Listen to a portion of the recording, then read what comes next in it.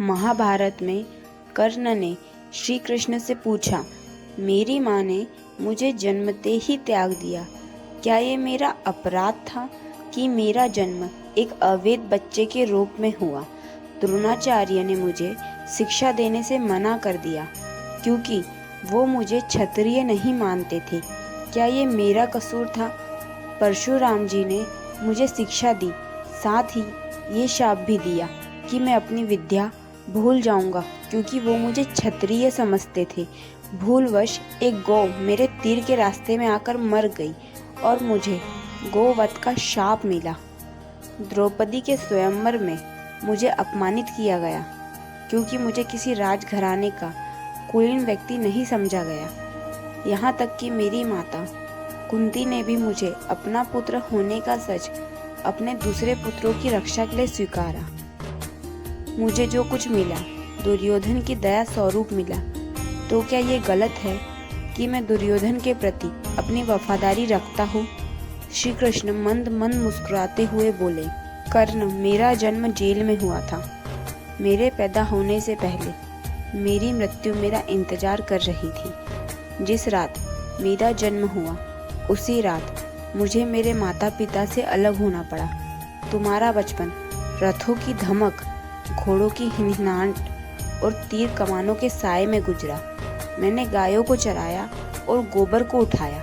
जब मैं चल भी नहीं पाता था तो मेरे ऊपर प्राण घातक हमले हुए।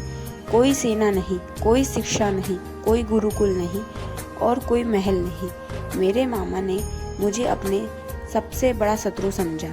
जब तुम सब अपनी वीरता के लिए अपने गुरु व समाज से प्रशंसा पाते थे, उस समय मेरे पास शिक्षा भी नहीं थी। बड़े होने पर मुझे ऋषि सांदीपनि के आश्रम में जाने का अवसर मिला। तुम्हें अपनी पसंद की लड़की से विवाह का अवसर मिला। मुझे तो वो भी नहीं मिली जो मेरी आत्मा में बसती थी।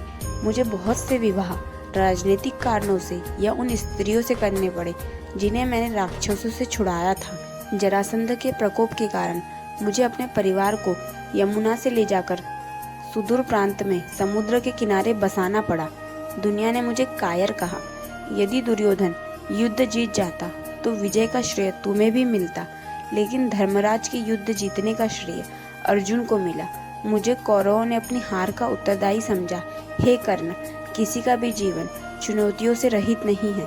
सबके जीवन में सब कुछ ठीक नहीं होता, कुछ कमियां अगर दुर्योधन में थी तो कुछ युधिष्ठिर में थी। सत्य क्या है और उचित क्या है, ये हम अपनी आत्मा की आवाज़ से स्वयं को निर्धारित करते हैं। इस बात से कोई फर्क नहीं पड़ता कितनी बार हमारे साथ अन्याय होता है। इस बात से कोई फर्क नहीं पड़ता कितनी बार हमारा अपमान होता है।